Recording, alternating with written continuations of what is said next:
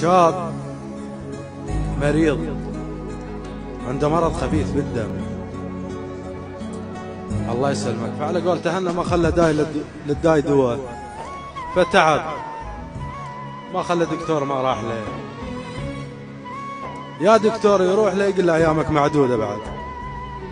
اخر شيء خلى العلاج بالبيت وراح للامام العباس سلام الله عليه.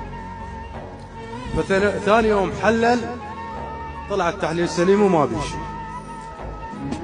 مع اللسان حاله يا ابو مريوش، حال ودك تراه وانا ضيمع على بابك، يا ابو ريشات المعمم يا للطيب المرض بالدم، تبروا من ولد العم واخوي الشاف نتلثم، وانت من اشتكي حالي تسمعني برغم عالي،